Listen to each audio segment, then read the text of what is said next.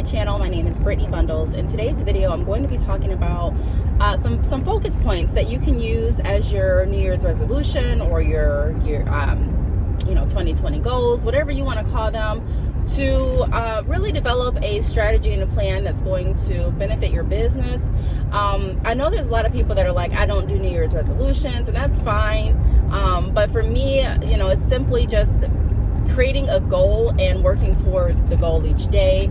It took me a while to really realize how to strategize my time and my movements to align with moving me closer to reaching goals every day. It may sound simple, but I think the easy part is thinking of what your goals are. The harder part is actually figuring out a way to move toward the goals each day. I try not to get wrapped up in just saying, this is what I want. I just want this, without having a plan of, okay, you want this, how are you going to achieve it? You know what I mean? If you want this house, for example, what are you doing to put yourself in the position to get it? If you want this car, what are you doing to put yourself in the position to get it? If you want a storefront location for your business, what are we doing every day to move us closer? And so I'm going to go over 5 focus points in this video. If you are interested, please be sure to give the video a big thumbs up. Please make sure that you are subscribed. Also, if you have any friends or family members that can benefit from any of the videos that you watch, please go ahead and share them. Share them on your social media, share them through your email, just share them. Let's try and encourage everyone that we can to start their business this year. Let's try to encourage everyone that we can to really follow their dreams and just go for it. Why not? Why not? So let's go ahead and get right into the video. The first focus point is, what are my traffic goals and what am I going to do to achieve the traffic goals? So this is a really important focus point. I talk about this in many videos. Deciding how many visitors you want to hold your store accountable to every day, every week, and then every month. So say you're a brand new store and you really don't have any visitors yet. It's just you and your family that are going to the website, and you're like, okay, I need to get more visitors. You may want to start off with a goal of maybe five visits per day. I'm referring to, in this sense, just people that are not necessarily typing in your web name, but people that are going to, clicking on your links, whether it be on your Instagram or your Facebook or your Snapchat, whatever you link your website link to, people are interested enough from the post to actually go to your website. And so you want to make sure that you're looking at everything. Okay, where am I posting my links? What am I saying with my links? What does the picture look like that I'm posting with my links? All of this information really matters. Am I giving all of my information up front in my post, or am I leaving some suspense in my customer's mind and some eagerness to encourage them to actually want to go to the website and see what else I'm offering and see what else I'm talking about? And so a lot of times we do a really good job with posting, but we give everything in the post. You know what I mean? We give the pricing in the post. We give the sale codes in the post, the sale end dates, the sale start dates. We tell everything in our post. And I'm not saying that that's, bad or good. I'm just saying from my experience, it has worked to not put every single thing in your post. You do want some reason for your customer to go back to your website, or for your potential customer to visit your website. It's kind of like, if I know everything that's here in this brochure, why am I going to go to the website? If I know everything that's here in this blog or everything that's here on this post, why am I going to go to the website and learn more? You know what I mean? So you want to get in the habit of providing information about your business, providing information about whatever you're offering, but also leaving room for your customers to want to learn more. They have to want to learn more about you, or want to see what you're offering, or there has to be something inside of them that drives them to go. And so we really have to be conscious about what we post and how we're posting it. Everything has to be intentional, and that's really what I'm focused on explaining to everyone that I'm working with this year. If you've done a business consultation with me, then you know that's something that I've talked about, really being intentional with everything that we do. So the second point that I'd like to go over is how many sales will you offer, and what will your traffic margin and strategy behind each sale be? So I see this often too. Lots of people that start businesses offer sales really, really frequently. And it's a sale almost every week. There's a sale almost for everything. For me, what I've done is I've planned out my year. So these are how many sales that I plan on having. This is what the sales are. This is how much I'm projected to make from each sale. And these are going to be my areas of marketing. So I pretty much took what worked well from last year, what didn't work well from last year, and developed a new plan for 2020 as to how I'm going to market, where I'm going to market. Is it going to be paid ads this year? So am I going to pay through Google Ads? Am I going to pay through Facebook marketing? Am I going to pay through Instagram? How many sales am I actually going to have? All of these things matter. I don't want to be just sporadic and just doing things just to do it. I really want to make sure that I'm purposeful and that everything that I do is driving me closer to this goal. So when you create your goals, definitely do them how you do it. But what I do is I write down, simply, these are the goals, this is what I want. And then the next day I'll go back and I'll put like a roadmap in my goals. I'll make specific plans and specific notes that really will help me get closer to those goals. And I'm telling you, if you do that, you may see a tremendous difference in your business, because you're not just moving, but you're actually moving with purpose. And even if it seems like, nothing's moving with your business, it is. You're still moving forward. You can still see progress. And it may not be immediately in your sales, but you may see the progress in your traffic. You may see the progress in, your sales. You may see the progress in your marketing strategies. And so we want to make sure that we're looking at every key portion of our business, not just the sales, not just, the Instagram likes, and not just the likes on Facebook, but there's so many more aspects to our business, whether you have a website, online based business, or whether you have a brick and mortar locations. There's just so many different areas that we should focus on that will really help us from being discouraged with our business.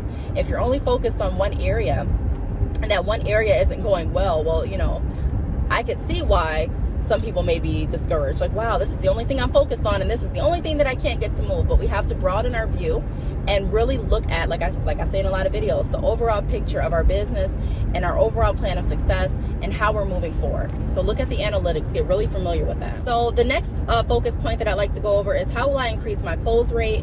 What is my close rate now? And what will my follow-up process be? So close rate. So what I'm referring to when I say close rate is, people go to your website, they browse your website. If people are going, now I want to say this first. I made a video a few days ago just explaining the conversion history of your online store, or I actually showed my conversion history from 4 orders. So if you haven't watched that video, go back and check it out. But pretty much in that video, I was just explaining that a customer may not purchase the same day that they go to the website. They may not. If I can get a customer to purchase that first day, then that's ideal. That's what I would like. But I understand that not everything goes like that. So there's always room for improvement. Not saying that it's, bad where it's at. I'm just saying there's always room for improvement no matter where you're at. And so focus on the close rate. What I'm referring to, like I was just mentioning, is a customer going to your website and say they decide, or they reach out to you in email, or they contact you on your social media, however you're selling your products, and they decide not to move forward with the sale. That affects your close rate, okay, because you didn't close the sale. So it's pretty much the opportunities that you're getting for your store in comparison to the actual sales that you're landing. So look at the close rate. How many sales am I actually closing after speaking with each customer? And what do I want my close rate to be going forward?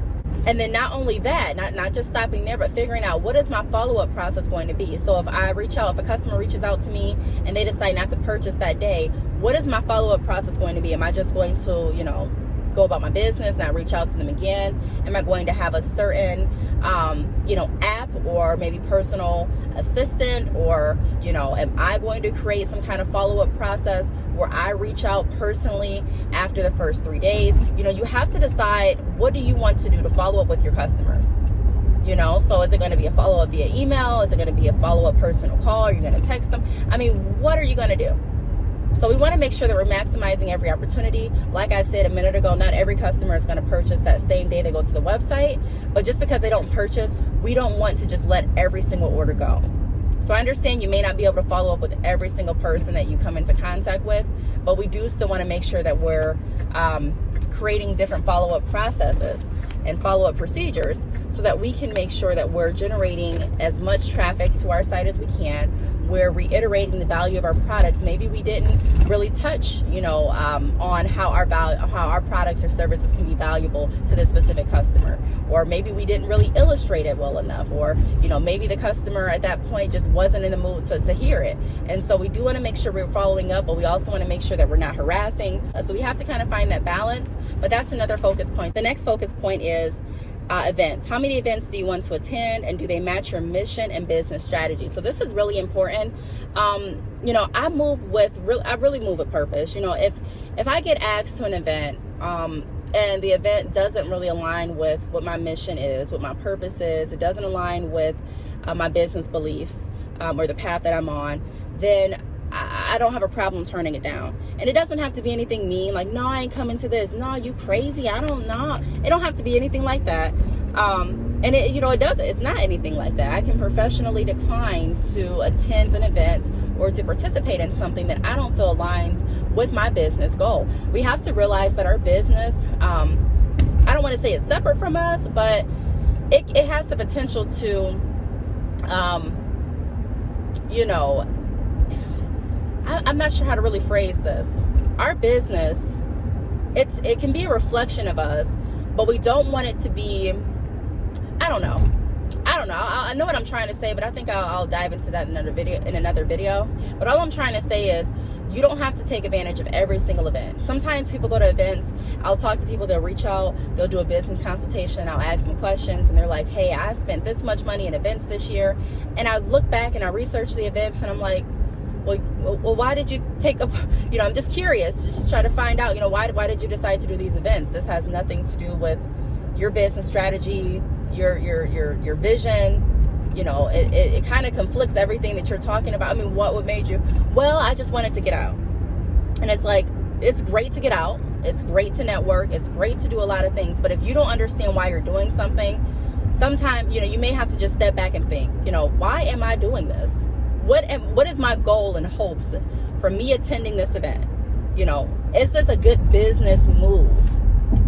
You know what I mean? If it's something that's really, really controversial, or really, really, it could be something even like, negative. There's some events that just, aren't necessarily really positive.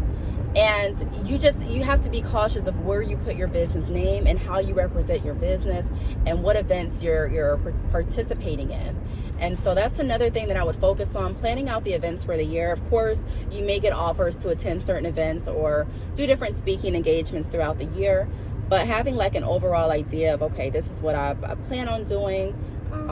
This is what I hope to do. These are the events that I'm going to reach out to, or, these are the events that I want more information on, and just making sure that you kind of clear up your schedule, that you are booking those events if you can now, that you're going to Eventbrite just to see if there are any other events, close to you in your area. Of course, like I said, there may be more opportunities throughout the year, but kind of just getting everything down pat and figuring out what you want, pretty much what you want to participate in. And then the last focus point that I'm going to go over is accountability and weekly reflections. So this is really, really important. I'm not a strictly numbers person, like I say all the time, but I still I'm not blind to the numbers. You know what I mean? I don't just close my eyes to the numbers. I'm really more so of a, great behaviors type of person. You're doing the fundamentals, then you're going to see the right results type of person versus let's just focus strictly on the numbers. I don't think that's the best way, in my opinion. I wouldn't recommend just to do that. But I still make myself accountable. So I'm still looking, okay, Brittany, this is where we, want it to be. We weren't here. Let's look back. Let's reflect. What did we do? What can we do better? It's not a time for me to beat up on myself. It's not a time for me to have a pity party. It's not a time for me to get discouraged, but it's really a time for me to say, okay, so, what are we going to do? What are we going to do? And for so long, I used to not really do that. I used to just be like, okay, well, I didn't get my goal this year or this week. And so either I would be discouraged, or I would just keep going, but I wouldn't really have a real strategy, and I wouldn't really reflect on, specifically what I did and what I could do differently to cause a different outcome going forward. And so just taking accountability, saying to yourself, hey, this isn't where I want to be. So let's look back over everything. Let's not just look and say, I'm just going to post. But what is my goal behind the post going to be? I'm not saying there's anything wrong with posting or anything like that. I actually need to post more, in my opinion. But I'm just saying, what is the goal behind posting this picture? I always ask myself, what is my goal? What am I trying to get out in this message? What am I trying to show in this picture? And so all I'm saying is we just want to be strategic, So I really hope that this video helped. If you don't have any resolutions, or if you didn't have a resolution or any business goals, these are some focus points that you definitely can start with. Of course, add to them, make them your own. But I just wanted to get this video out and just, like I said, give you some focus points for those that, just may need additional insight or inspiration on, what to really focus on this year for your business. So again, I hope this helped. Make sure that you are subscribed, and I will see you all in my next video. Bye.